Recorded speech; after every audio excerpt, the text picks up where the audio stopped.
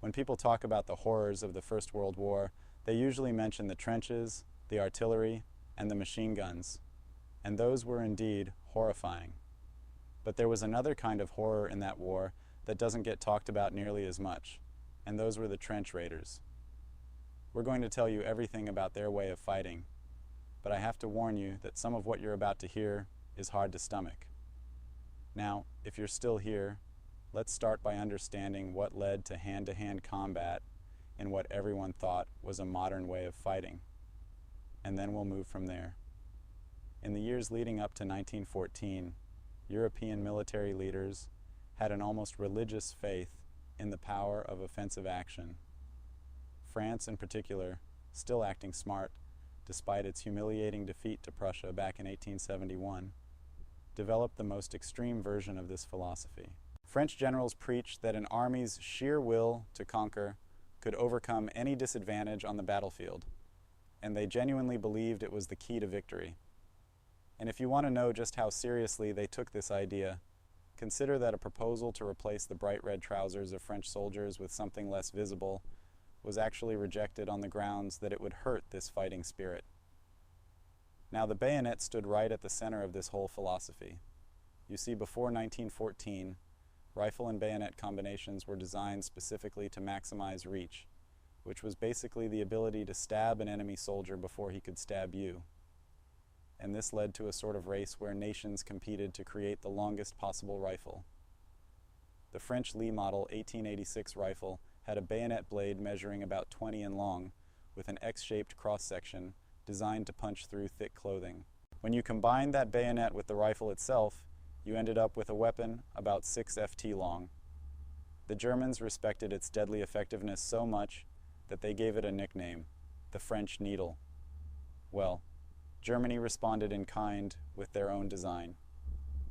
The bayonet for the Gay 98 rifle had a blade just under 20 in long, which created a combined length of about 5'9" in. And this long bayonet was specifically designed to allow infantry soldiers to bring down cavalrymen from their horses, which tells you something about how military planners were still thinking in terms of the previous century's warfare. Training was based on thrust, parry, and lunge techniques, with targets identified as the throat, breast, and groin. French troops trained in formations they called elbow to elbow, specifically for maximum shock effect when they charged. By the way, there was one German bayonet that would become quite controversial once the war started: the sawback bayonet. This was issued to pioneer and engineering units, and it had 29 double teeth along its spine for purely practical purposes, like cutting brushwood, wire, and wood for gun positions. But when Allies discovered them on the battlefield, they turned what was basically a tool into a symbol of Germanic barbarism, claiming that the intentionally serrated edge caused far worse wounds than ordinary bayonets. The truth was that the sawback was actually counterproductive in combat and likely to get caught in clothing, but that mattered little for propaganda. German soldiers became so afraid of being captured with these bayonets that most were eventually recalled and had their teeth ground off before being reissued. Going back to the story, the actual war began, and those generals were eager to prove just how right their tactics were. Well, spoiler alert, you already know how the fighting in the First World War would look after just the first couple months. The first of many catastrophes came in August 1914 when France launched the Great Offensive into German-held Alsace-Lorraine. French soldiers advanced in those bright red trousers and blue coats with bands playing and flags flying, officers leading from the front, with drawn swords in the manner of their Napoleonic ancestors.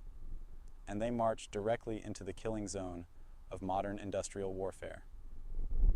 August 22nd became the deadliest single day in French military history. In just one 24-hour period, 27,000 French soldiers were killed. That was more than on any other single day in the entire history of French warfare. So much for the revolutionary undefeatable tactic. Machine guns and artillery coupled with barbed wire mowed down infantry long before they could ever get close to bayonet range. Then the Germans suffered their own catastrophe when they tried the same thing on a massive scale.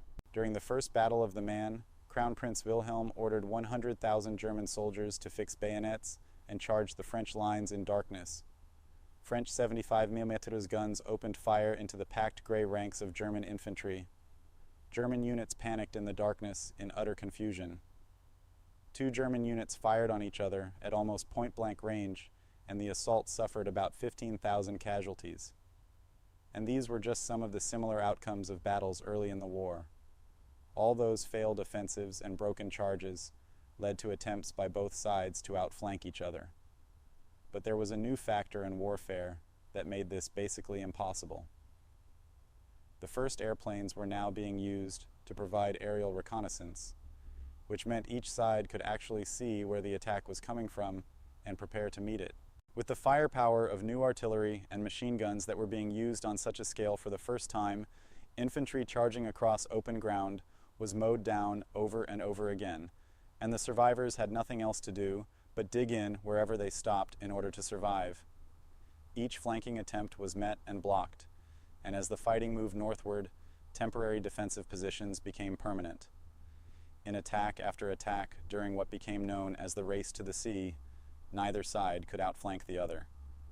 And soon, both sides had settled into the trench warfare that would define the rest of the war. Opposing lines of trenches now snaked from the Belgian coast all the way to the Swiss border, creating 440 unbroken miles of fortification. You see, a revolution in firepower had not been matched by similar advances in tactics.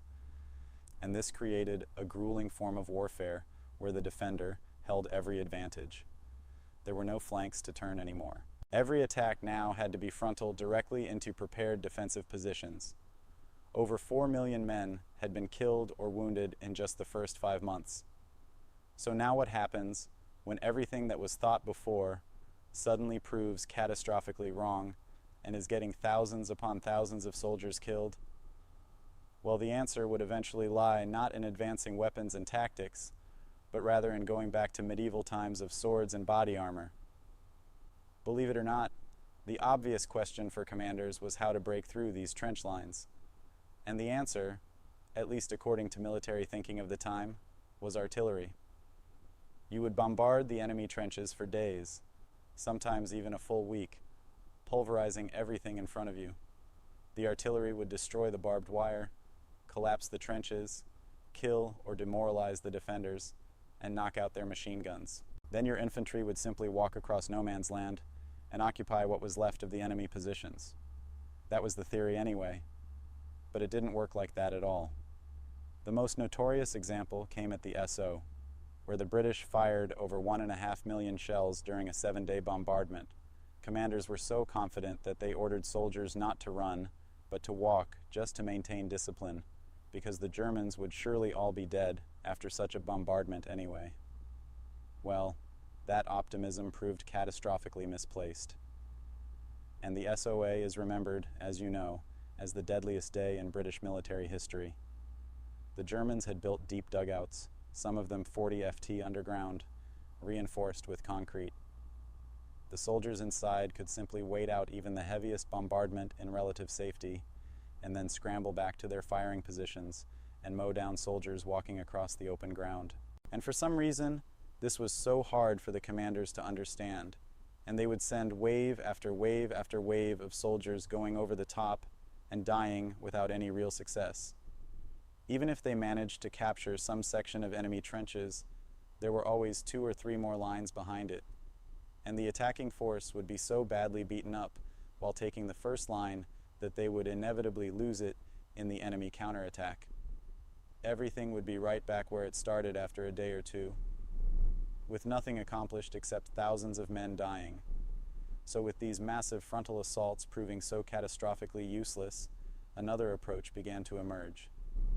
Small-scale raids, hit-and-run attacks at night, not designed to break through the line and hold territory, but simply to slip in, accomplish specific objectives, and slip back out again before the enemy could respond in force. There were some early experiments happening almost as soon as the trenches formed, but the tactic really came together with the Canadians, and you're about to hear why hand-to-hand combat in the First World War was much different and significantly more horrific than what soldiers had trained for. Before we explain the trench raiders, first take a look at the conditions in which they're about to be fighting and how their armament went back several centuries in history. Frontline trenches were typically about 7 ft deep and 6 ft wide with 2 to 3 ft of sandbags on top. German trenches were often deeper, reaching 10 to 12 ft with timber or concrete supports. And all trenches were built in zigzag or jagged patterns on purpose. You see, if a trench ran straight, a single shell landing inside could explode down the entire length and kill everyone inside. The zigzag pattern meant a blast would be contained to just that one bay and a few unfortunate soldiers. But because of all those twists and turns, soldiers could typically see no more than about 30 ft ahead of them at any time. Now, in these cramped, twisting corridors, the infantry rifles that armies had spent decades making longer, with what were basically swords attached to them rather than bayonets, suddenly became the main problem. Bolt-action rifles that were designed for shooting at enemies 300 YD away were basically useless when fighting happened within arm's reach. Another problem was that bayonets would often get stuck in bodies. One Australian soldier described watching a fellow soldier who drove his bayonet through a German and then into a hardwood beam behind him, and he just couldn't pull it out. The bayonet had to be released from the rifle, leaving the German stuck there where the poor guy died. There were even cases where 2 soldiers were found dead, having stabbed each other with their bayonets at the exact same moment. Through these horrible situations, soldiers on both sides quickly figured out that a long rifle with a bayonet just wasn't the right tool for close quarters battle, so they reached for clubs, knives, and sharpened shovels, weapons that would have been perfectly familiar to their medieval ancestors. Trench clubs became the weapon of choice for night raids. They had some creative designs like using the empty metal casings from Mills bombs fixed to wooden handles. Others took the handles from their entrenching tools and added weights, then drove hobnails all around the head. Some looked like morning stars from the Middle Ages with those iron spikes. There were even clubs with flexible coils for extra striking power. So much about the modern way of fighting. Trench knives soon came in all kinds of varieties, but the most famous trench knife was definitely the American Mark I with brass knuckles and spikes on them to stop an enemy from grabbing your knife hand. The bottom of the handle extended into what they called a skull crusher cap. So, you can imagine how it worked. These knives were issued completely blackened to prevent any glinting in moonlight that might give away a raider's position. But among all these improvised weapons, the shovel proved to be the most effective of all. It was much better for striking because of its weight, and soldiers sharpened the edges so it would create a devastating effect on the human body wherever you hit someone. And unlike the bayonet, it wouldn't get stuck. Now this return to medieval times went beyond just weapons. It extended to armor as well. The Germans first issued body armor. However, the steel breastplate weighed over 20 pounds, so they were only practical for sentries and machine gunners in stationary positions, not troops who had to run and fight in them. The Americans experimented quite a bit with the Brewster body shield, a 40 LB thing made of chrome nickel steel that could actually stop a rifle round, but it was everything but practical, so it was never used on the battlefield. Now that you understand why these medieval weapons came back, let's go into the raids and how they performed in practice. A handful of men, crawling through the darkness, could get past the machine guns that would have mowed down a mass assault. They didn't need to cut through barbed wire across an entire front. Just find or make a single path through it. They didn't need to overrun a whole trench system. Just get into a specific section, do what they came to do, and get out. And because they operated at night without those massive artillery bombardments announcing their arrival, they could actually achieve surprise in a way that the big attacks never could. But this was only if everything went according to plan, which was rare. While all armies eventually developed trench raiding, the Canadians elevated it to an art form and became the experts in violent nighttime trips into enemy territory.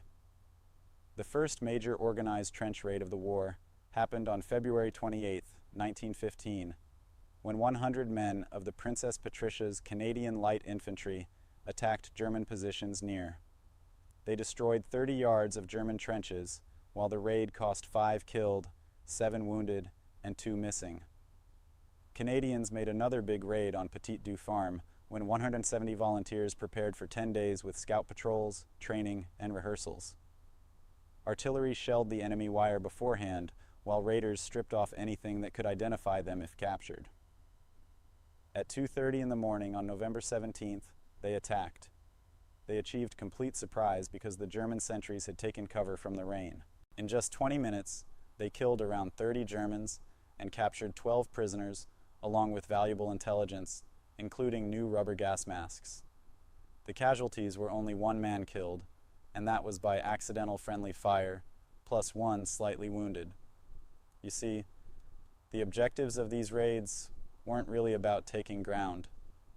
The most common purpose was intelligence gathering, capturing prisoners who could be questioned to find out which units were facing you and whether reinforcements were being brought in and things like that.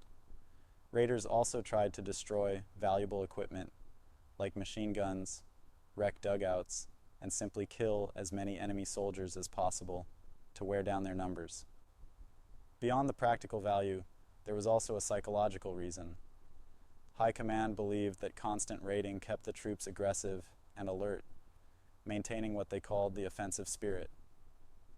And there was another purpose that was darker and more cynical. In many sectors, soldiers on both sides had developed what became known as a live and let live system. Basically, informal truces where both sides quietly agreed not to shoot to kill. There were agreements not to shell the latrines or attack during breakfast. However, officers used trench raids deliberately to break these arrangements and force their men back into active fighting. Before going over the top, raiders blackened their faces with burnt cork or brown grease. They wore thick rubber gloves to handle barbed wire silently and protect their hands. All rattling gear and shiny objects were stripped off. Raiders carried those weapons we mentioned optimized for close-up silent killing. Then, when silence no longer mattered, they used bombs and pistols, and operations were timed to a maximum of 20 minutes, so they could hopefully slip back before the enemy reinforcements would arrive.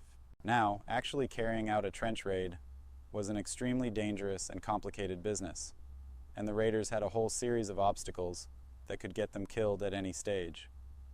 The first challenge was simply crossing no man's land, which was usually several hundred yards across, though in some places it could be as narrow as 30 ft. The terrain itself was a nightmare of mud and shell craters, littered with debris, rotting corpses, and tangles of barbed wire. Raiders moved on their bellies, crawling forward inch by inch through the darkness. The great thing, as one soldier put it, was patience. If you went slow enough and kept on your belly, you couldn't be heard or seen. The wire was a major obstacle. Barbed wire was sometimes 30 ft wide and 5 or 6 feet tall, with multiple rows of iron stakes and strand upon strand of barbed wire. Some had empty tins hung on them that would rattle and give warning if anyone touched it. Wire cutting parties would sometimes go out nights before the raid to cut paths, so the raiding party would spend less time in the open. At any moment during the crossing, raiders faced the terrifying possibility of illumination.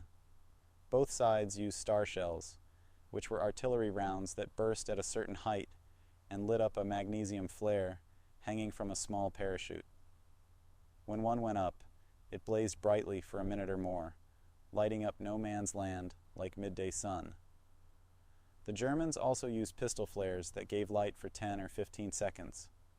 The instant raiders saw a flare going up, they would freeze, not daring to move until the light died. Any movement caught in the glare would bring down machine gun fire immediately. One veteran explained that you had to keep your head down and your eyes closed, because if you watched the light, your eyes would reflect it, and the enemy sentries looking into the darkness would spot you more easily. Then the next thing to take care of were the sentries. Both sides kept listening posts out in no man's land in front of the main trench line, specifically to detect enemy parties. If they spotted anything suspicious, they would immediately raise the alarm and the whole front would start firing into no man's land. So raiders had to find these listening posts and either avoid or silence them. Standard practice was to creep slowly up on the sentries and then kill them as quietly as possible in the silence of the night. Enemy patrols were another danger. Both sides sent men out into no man's land at night, so there was always a chance that a raiding party would run into an enemy patrol doing the same thing. These encounters could turn into desperate hand-to-hand battles in the shell holes and craters of no man's land. Raiders and patrols also learned that when the enemy wasn't firing any shots and wasn't sending up any flares, it meant that they also had a patrol out somewhere nearby. When two patrols of opposing sides accidentally met in no man's land, they sometimes let each other pass without fighting, because they both knew that if someone started shooting, the whole front section would open up and nobody was coming back to their line. Though sometimes they just let each other go their separate ways. Once the raiders actually reached the enemy trench and dropped inside, the brutal and up-close fighting began immediately.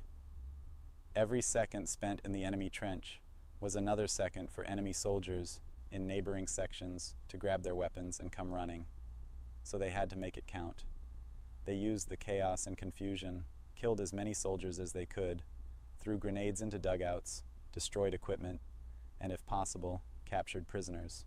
Then the return journey was usually the most dangerous part of all. The raiders were now moving quickly, possibly dragging unwilling prisoners or wounded comrades through no man's land back to their lines. Machine guns and artillery could sweep across no man's land at any moment. In all that chaos and darkness, many raiders got disoriented, lost their sense of direction, and jumped into a trench with a sense of relief, only to realize they had made a terrible mistake. They came back to the enemy trench, where the soldiers inside weren't quite happy to see them. Friendly fire was another concern on the return, even if nothing else had killed you somehow. The sentries in your own trench knew a raiding party was out. But in the confusion of darkness and incoming fire, it was easy for an understandably nervous man to shoot at shapes coming over the parapet. Password systems were set up so returning raiders could identify themselves when challenged, hopefully. But then, sometimes the sentry was relieved, and the new one didn't get the information about the raiding party that might be coming back in a few hours. And all of this effort, all of this risk, was for objectives that often seemed trivial to the men who were dying doing them. The officers 30 miles behind the lines wanted to know what was going on the opposite side. So, they simply ordered someone to go and take a look. Many trench raiding operations were never mentioned outside of command because the men simply went out and none of them ever returned. And even if the raid was successful without many casualties, it would likely only bring retaliation the following night. Armies gradually developed purpose-built weapons for trench fighting. The pistol, which had previously been just a secondary weapon or something officers carried, became essential for raiding parties.